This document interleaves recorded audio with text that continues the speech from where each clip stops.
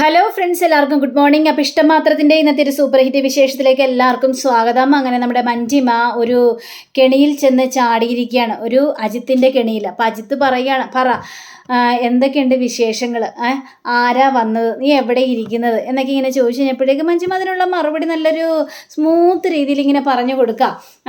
ഇപ്പം എന്താ മഞ്ജിമയുടെ മനസ്സിൽ ആഗ്രഹം എന്നൊക്കെ എനിക്കറിയാം. കാരണം ഇപ്പം മഞ്ജിമ ഒരുപാട് ഇങ്ങനെ പ്രണയം ആഗ്രഹിക്കുന്നുണ്ടല്ലേ.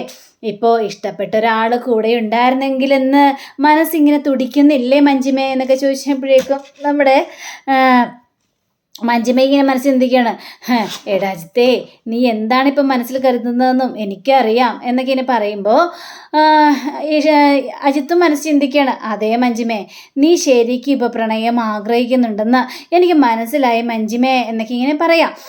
എന്താ മഞ്ജി, നീ എന്തൊന്നും മിണ്ടാത്തത്? ഒന്നുമില്ല, ഞാനിങ്ങനെ ഓരോ കാര്യങ്ങളും ആലോചിച്ചുകൊണ്ട് നിൽക്കുകയായിരുന്നു. അതെ, ഇങ്ങനെ ഇരുന്നാൽ മതിയോ? നമുക്കൊരു തീരുമാനങ്ങളൊക്കെ എടുക്കണ്ടേ? തീരുമാനമോ? എന്ത് തീരുമാനം എടുക്കണമെന്നാണ് ഈ പറയുന്നത് എന്നൊക്കെ ചോദിച്ചപ്പോഴേക്കും അത് വേറൊന്നുമല്ല, നമ്മൾ രണ്ടുപേരും അപ്പുറത്തിപ്പുറത്തിരുന്ന് ഇങ്ങനെ സംസാരിച്ചാൽ മാത്രം മതിയോ? ബാക്കിയുള്ള കാര്യങ്ങളൊക്കെ നമുക്ക് തീരുമാനിക്കണ്ടേ എന്നൊക്കെ പറയുമ്പോൾ എന്താന്ന് എനിക്ക് മനസ്സിലായി എന്നിങ്ങനെ മഞ്ജിമ ഇങ്ങനെ ചിന്തിക്കുകയാണ്. അല്ല മഞ്ജി, ഞാനിപ്പോൾ പറയട്ടെ, മഞ്ജി എവിടെയാന്ന്? പറ. അതേ, മഞ്ജിമയുടെ ബെഡ്റൂമിൽ. എന്നിട്ട് മഞ്ജിമ ഒരു നൈറ്റി ഉടുത്ത് കമന്ന് കിടക്കുമല്ലേ, കാലില് നല്ല കൊലുസുമില്ല, ഒരു സ്വർണ്ണ കൊലുസുമില്ല എന്നൊക്കെ ഇങ്ങനെ ചോദിച്ചു കഴിഞ്ഞപ്പോഴേക്കും മഞ്ജിമയ്ക്ക് ചിരി സഹിക്കാൻ പോലും പറ്റിയില്ല. മഞ്ജിമയാണല്ലോ, അയ്യോ എത്ര കറക്റ്റായിട്ട് കാര്യങ്ങളെല്ലാം പറഞ്ഞത്. അജിതേട്ടൻ പറഞ്ഞ മുഴുവനും കറക്റ്റായ കാര്യങ്ങളാണ്. എനിക്കറിയാം എൻ്റെ മഞ്ജിയെ, ഞാൻ എൻ്റെ കൺമുന്നിൽ ഇങ്ങനെ കണ്ടുകൊണ്ടിരിക്കുകയല്ലേ. അപ്പോൾ പിന്നെ മഞ്ജി എന്താ ചെയ്യുന്നതെന്നൊക്കെ എനിക്ക് മനസ്സിലാക്കാനായിട്ട് സാധിക്കും. മഞ്ജി, നമ്മൾ രണ്ടുപേരും ഇങ്ങനെ ഫോണിലിങ്ങനെ അങ്ങോട്ടും ഇങ്ങോട്ടും സംസാരിച്ചെന്നാൽ ശരിയാവില്ല, നേരിട്ട് കണ്ട് സംസാരിക്കണ്ടേ? അയ്യോ, പാർക്കിലേക്കോ ബീച്ചിലേക്കൊന്നും ഞാൻ വരില്ല, എനിക്ക് പേടിയാ, ഞാൻ അങ്ങോട്ട് വരികയില്ല. വേണ്ട, പാർക്കും ബീച്ചും വേണ്ടെന്നേ, നമുക്ക് ഏതെങ്കിലും ഒരു ഹോട്ടലിൽ റൂം എടുത്താലോ? ഇത് കേട്ട മഞ്ജിമയുടെ മുഖഭാവമാകിയെന്ന് മാറുകയാണ്. അയ്യോ, വേറൊന്നിനും വേണ്ടിയല്ല, ചുമ്മാ ഒന്ന് സംസാരിച്ചിരിക്കാൻ വേണ്ടിയാന്നേ, അല്ലാതെ വേറൊന്നിനും വേണ്ടിയല്ല. മഞ്ജിമ, എനിക്ക് മനസ്സിലായി അജിത്തേട്ടാ, നിങ്ങൾ എന്തിനാണ് ഹോട്ടലിൽ റൂം എടുക്കാൻ പറയുന്നതെന്ന് എനിക്ക് മനസ്സിലായി. പക്ഷേ ഇപ്പോൾ അതൊന്നും വേണ്ട, അതൊക്കെ പിന്നീടാവട്ടെ. ഞാൻ ഏതായാലും ഹോട്ടലിൽ റൂം എടുക്കാനൊന്നും വരാനായിട്ട് പോകുന്നില്ല എന്ന് മഞ്ജിമ പറയാണ്. ഏതായാലും നമുക്കിനി നാളെ സംസാരിക്കാം, ഗുഡ് നൈറ്റ് എന്നും പറഞ്ഞുകൊണ്ട് ഫോൺ അങ്ങോട്ട് വെക്കുക. ഫോൺ വെച്ച് കഴിഞ്ഞപ്പോഴേക്കും ഈ അജിത്ത് മനസ്സിൽ ചിന്തിക്കുകയാണ്, ഏതായാലും മീൻ കരയ്ക്ക് അടുക്കാറായി, ഇനി പിടിക്കേണ്ട താമസം മാത്രമേ ഉള്ളെന്നൊക്കെ ഈ അജിത്ത് മനസ്സിൽ ചിന്തിക്കാം. പിന്നീട് കാണിക്കുന്നത് നമ്മുടെ മഹേഷിനെയും അതേപോലെ തന്നെ രചനയാണ്. അപ്പോൾ രചനയോട് മഹേഷല്ല, ആകാശ്. അപ്പോൾ ആകാശ് രചനയോട് കാര്യങ്ങളെല്ലാം പറയുകയാണ്. ഞാൻ ഒരുപാട് ഉപദേശിച്ച് നോക്കി ആദ്യേ, പക്ഷേ അവൻ്റെ മനസ്സ് മാറുന്നില്ല. അവൻ്റെ ഡാഡിയോടൊപ്പം പോകണമെന്ന് പറഞ്ഞുകൊണ്ട് ഒറ്റ വാശിയാ. അതിൻ്റെ ഭവിഷ്യത്തൊക്കെ ഞാൻ കാര്യമായിട്ട് പറഞ്ഞു കൊടുത്തതാ. ഈഷിതയ്ക്ക് ഒരു കുഞ്ഞുണ്ടാകും, ഈഷിതയ്ക്ക് ഒരു കുഞ്ഞുണ്ടായി കഴിഞ്ഞിട്ടുണ്ടെങ്കിൽ പിന്നെ നിന്നെ അവർ മുഴുവൻ അവഗണിക്കും. ആ കുഞ്ഞിനോട് മാത്രം ഒരിക്കൽ സ്നേഹം, നിന്നെയും നിന്റെ അനിയത്തിയൊക്കെ അവഗണിച്ച് മാറ്റി നിർത്തും മോനെ. അതുകൊണ്ട് ഒരിക്കലും നിന്റെ ഡാഡിയോടൊപ്പം പോകാൻ പാടില്ലെന്നൊക്കെ ഞാൻ പറഞ്ഞു നോക്കി രചന. പക്ഷേ അപ്പോഴൊക്കെ അവൻ എന്നെ ഒരുപാട് ഇൻസൾട്ട് ചെയ്താണ് സംസാരിച്ചത്. എന്നോട് തർക്കുത്തരം മാത്രമേ അവൻ പറഞ്ഞുള്ളൂ. പിന്നെ ഞാൻ എന്ത് ചെയ്യും രചന എന്നൊക്കെ പറയാണ്. ആകാശ് അങ്ങനെയൊക്കെ സംസാരിച്ചോ? എന്താ, എന്നെ വിശ്വാസമില്ലേ? എനിക്ക് നിന്നെയും നിൻ്റെ മകനേക്കല്ലേ ഏറ്റവും കൂടുതൽ ഇഷ്ടം. നിങ്ങളെ മറന്നിട്ട് ഞാൻ എന്തെങ്കിലും പ്രവൃത്തികൾ ചെയ്യൂ രചന? അതെനിക്കറിയാം ആകാശേ, ഞങ്ങൾ എത്രമാത്രം ആകാശ് സ്നേഹിക്കുന്നുണ്ടെന്ന് എനിക്ക് മനസ്സിലായി. പക്ഷേ ആദ്യം എന്തുകൊണ്ട് ആദിയുടെ മനസ്സൊക്കെ ഇങ്ങനെ മാറിയെന്ന് ആലോചിച്ചിട്ട് എനിക്കൊരു പിടിയും കിട്ടുന്നില്ല ആകാശേ. അവൻ്റെ മനസ്സ് മാറിയെന്നേ.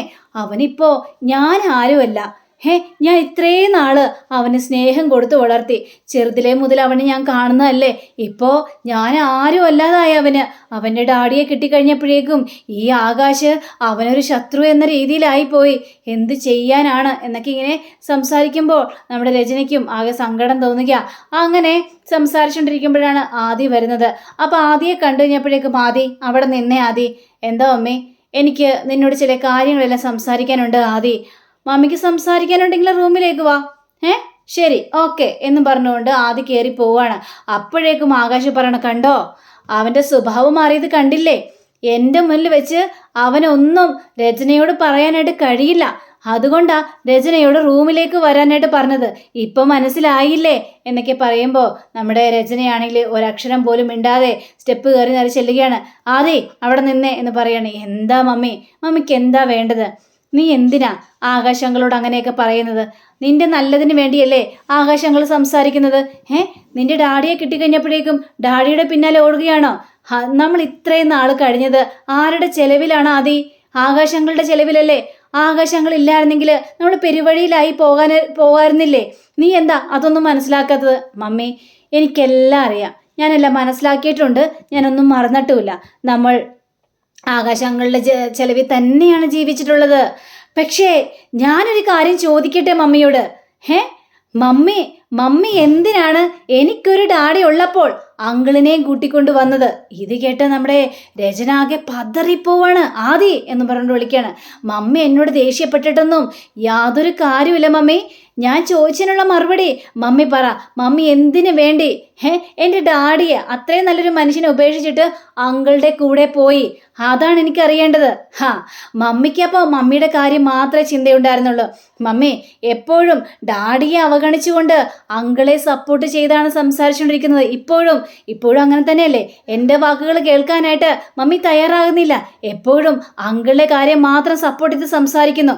ഇത് കേട്ട് കഴിഞ്ഞപ്പോഴേക്കും ആകാശ് ഇതെല്ലാം കേട്ട് കഴിഞ്ഞപ്പോഴേക്കും ആടാ, നീ മമ്മിയോട് ചോദിക്കേണ്ട കാര്യങ്ങൾ തന്നെയാണ് ചോദിക്കുന്നത്, അങ്ങനെ തന്നെ വേണം, നീ ആടാ ആൺകുട്ടി എന്ന് ഇയാൾ മനസ്സിൽ ചിന്തിക്കുക. അപ്പോൾ രചന പറയണം, ആദി നീ ഇങ്ങനെയൊന്നും കിടന്ന് സംസാരിക്കാൻ നിൽക്കരുത്. പിന്നെ ഞാൻ എങ്ങനെയാണ് സംസാരിക്കേണ്ടത്? ഞാൻ എങ്ങനെയാണ് സംസാരിക്കേണ്ടത്? ഇത്രയും നാള് ഇവിടെ കിടന്ന് ആട്ടും തുപ്പും ഒക്കെ കേട്ടുകൊണ്ട് ഞാൻ നിന്നു. അതെല്ലാം ആർക്കു വേണ്ടിയെന്നറിയാവോ? ഞാൻ മമ്മിക്ക് വേണ്ടി മാത്രമാണ്. മമ്മിയെ എനിക്ക് വിട്ടുപിരിയാൻ കഴിയാൻ പാടാത്തത് കൊണ്ടാണ്. പക്ഷേ കാര്യങ്ങളൊക്കെ ഞാൻ പറഞ്ഞു നോക്കി. അപ്പോഴും മമ്മി എൻ്റെ വാക്കുകളൊന്നും കേൾക്കാനായിട്ട് തയ്യാറല്ല. എനിക്കിപ്പം മമ്മിയോട് വെറുപ്പാ മമ്മി, വെറുപ്പ്. എടാ ആദി എന്ന് പറഞ്ഞുകൊണ്ട് തല്ലാനായിട്ട് കൈ ഉയർത്തുകയാണ്. അപ്പോഴേക്കും മമ്മി എന്നെ തല്ലിക്കോ അമ്മേ, മമ്മിയുടെ തല്ല് കൊള്ളാനായിട്ട് ഞാൻ തയ്യാറാണ്. അതിന് എനിക്ക് യാതൊരു മടിയില്ല. പക്ഷേ ഞാനൊരു കാര്യം പറഞ്ഞേക്കാം, മമ്മി ശരിക്കും പമ്പര വിഡ്ഢി തന്നെയാണെന്ന് പറഞ്ഞാൽ വിഡ്ഢി തന്നെയാണ്.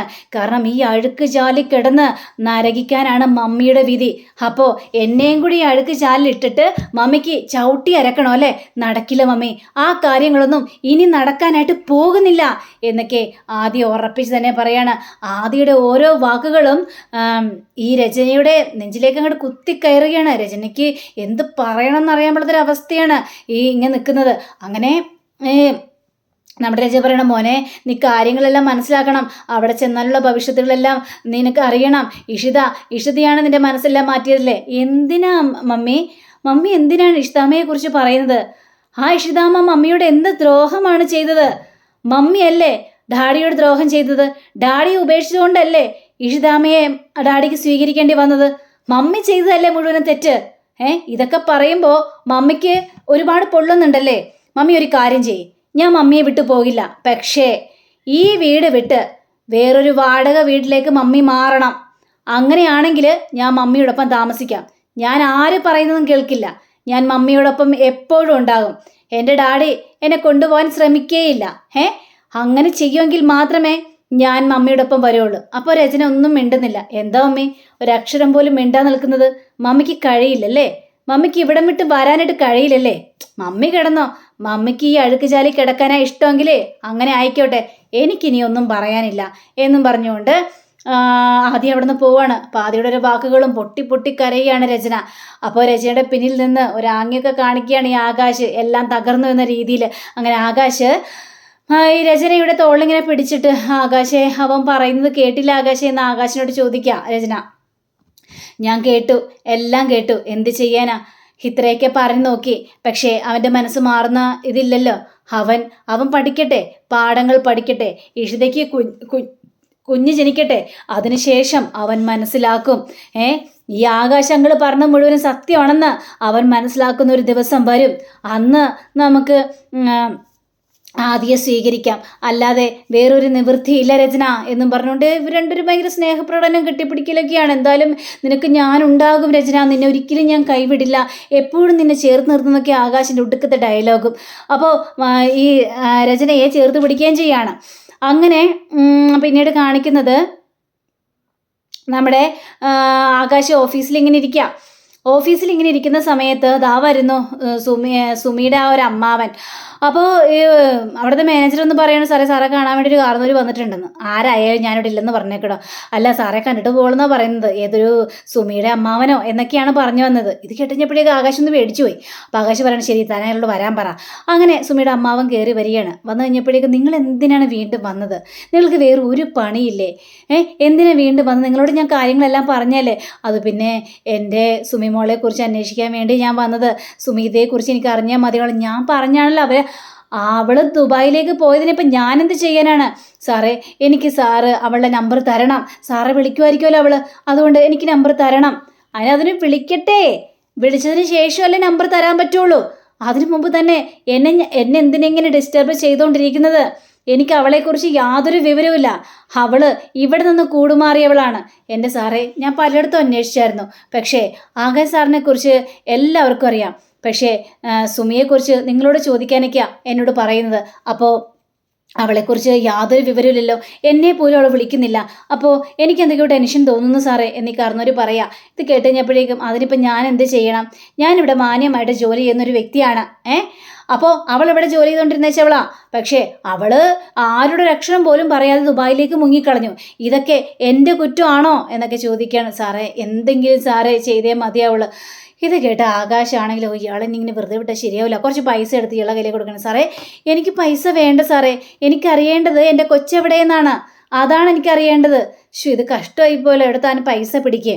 ഇത് തൻ്റെ കൊച്ചുമോൾക്ക് സുഖൂലെന്നൊക്കെ പറഞ്ഞില്ലേ, അതിനു വേണ്ടിയുള്ള പൈസയാണ്. എന്തായാലും അങ്ങനെ വല്ല സഹായം വേണമെങ്കിൽ ഞാൻ ചെയ്യാം, അല്ലാതെ വേറൊന്നും ചെയ്യാനായിട്ട് എനിക്ക് കഴിയില്ല.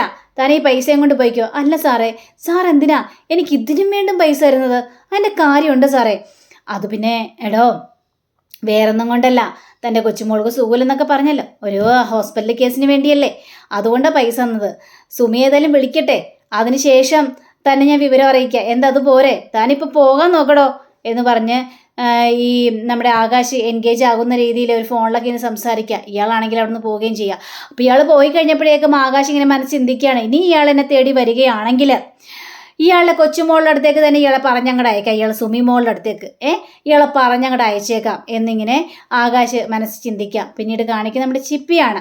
അപ്പോൾ ചിപ്പിയാണെങ്കിൽ ഇങ്ങനെ ഒരു പടങ്ങളിങ്ങനെ വരച്ചുകൊണ്ടിരിക്കുമ്പോൾ അത് പിന്നെ ഇഷിതാമ്മേ ആദ്യമായിട്ടും വരുമെന്ന് പറഞ്ഞിട്ട് ഇങ്ങോട്ട് വന്നില്ലല്ലോ ഇഷിതാമ്മേ, എന്തായിരിക്കും? ആദ്യം വരാമെന്ന് പറഞ്ഞെങ്കിൽ വരും, പിന്നെ രചന പിടിച്ചു നിർത്തോ എന്നൊന്നും അറിയില്ല എന്നൊക്കെ ഇങ്ങനെ പറയുകയാണ്. അപ്പോൾ ദാ വരുന്നു ആദി. ആഹാ, ദേ മോള് പറഞ്ഞില്ല, ആദ്യേട്ടൻ വന്നല്ലോ, ആദ്യേട്ടാ എന്ന് പറഞ്ഞിട്ട് ഓടി ചെല്ലുകയാണ്. കണ്ടോ ആദി, നീ വന്നു കഴിഞ്ഞപ്പോഴേക്കും ചിപ്പി മോൾക്ക് എന്തൊരു സന്തോഷമെന്ന് നോക്കിക്കണ്ടേ.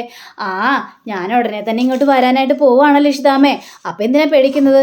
അതെ, ആകാശ് മേനോനൊക്കെ എന്നെ ഒരുപാട് ഭീഷണിപ്പെടുത്തി, ഞാൻ ഡാഡിക്ക് സപ്പോർട്ടാണ്, അതാണ് ഇതാണെന്നൊക്കെ പറഞ്ഞുകൊണ്ട് മമ്മി ശരിക്കും അയാളെ വല വീണിരിക്കുകയാണ്. പക്ഷേ ചില കാര്യങ്ങളൊക്കെ ഉണ്ട് ഇഷിതാമ്മേ, അതിലെനിക്ക് സംശയമുണ്ട്. എന്ത് സംശയം? അല്ല, ഇവർ എന്തൊക്കെയോ പ്ലാൻ ചെയ്യുന്നുണ്ട്. ഈ ആകാശങ്ങളുടെ മനസ്സിൽ എന്തൊക്കെയോ പ്ലാൻ ഉണ്ട്. എന്ത് പ്ലാൻ? അത് ഒളിഞ്ഞെന്ന് കേട്ടാലേ മനസ്സിലാവുള്ളൂ. പക്ഷേ ഞാനും മമ്മി അറിയാത്ത അങ്കളുടെ ഇതിൽ എന്തോ ഒരു രഹസ്യം ഒളിഞ്ഞു കിടക്കുന്നുണ്ട്. ഇത് കേട്ട് കഴിഞ്ഞപ്പോഴേക്കും ഇഷിത ഒന്ന് ഞെട്ടുക. അപ്പോൾ അങ്ങനെയും കാണിച്ചുകൊണ്ടാണ് നമ്മുടെ ഇന്നത്തെ റിവ്യൂടെ അവസാനിച്ചിരിക്കുന്നത്.